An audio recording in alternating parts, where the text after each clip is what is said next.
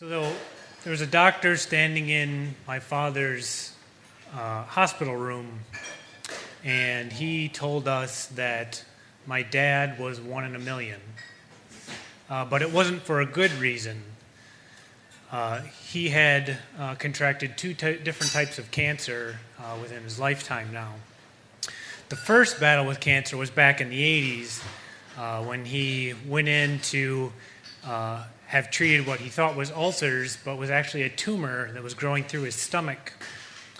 And a pretty major surgery, and a few years later, he was declared cancer-free. But from then on, every year he went in for a screening to make sure that the cancer hadn't returned. Well, because this particular cancer was different, those screening tests were not effective in identifying it. And so he went into the emergency room for a gallbladder issue and came out with another tumor. It was on his pancreas this time.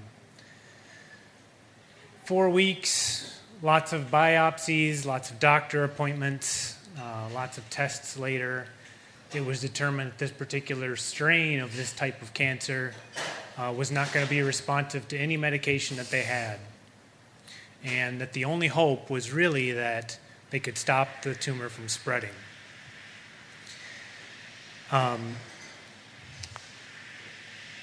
As myself and the rest of the family and my father tried to process this information, I was really struggling with how to support my dad.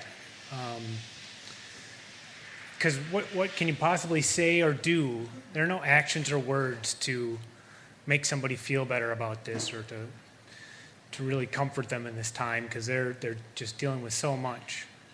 And what I kind of decided to do was to be present for him if he needed anything, and also to just let him be my dad. And my dad was always very supportive of me, but he was much more of a kind of hands-on supportive guy. You know, he would help me with car repairs or house projects.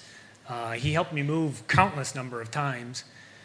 And he always would tell me, you know, if you ever need to talk about anything, just give me a call or come on down. Maybe a few times throughout my life I had actually taken him up on that. But it was with one visit to him after this diagnosis that I decided that I was going to talk to him about an issue that I was experiencing, and that was that I was battling depression. And I'd been battling depression for probably a good portion of my life, but just within that past year, it had really started to take hold. And I described to him, you know, the events that took place in order to put me in front of a therapist. I talked to him about all the different coping mechanisms that I had learned over the year.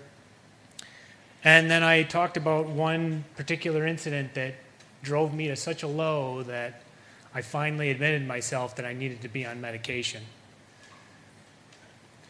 And as I'm telling him this, he's just sitting real quiet.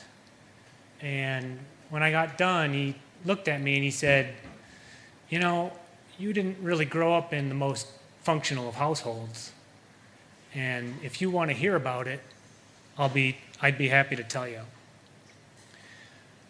Now, granted, I was present when I was growing up, but I only took a few memories away from that time. And so I decided that I was going to take him up on this offer. So a few weeks later, he and I are sitting in a Panera in Wisconsin Dells, and he tells me the stories about my childhood and what the house was like when I was growing up.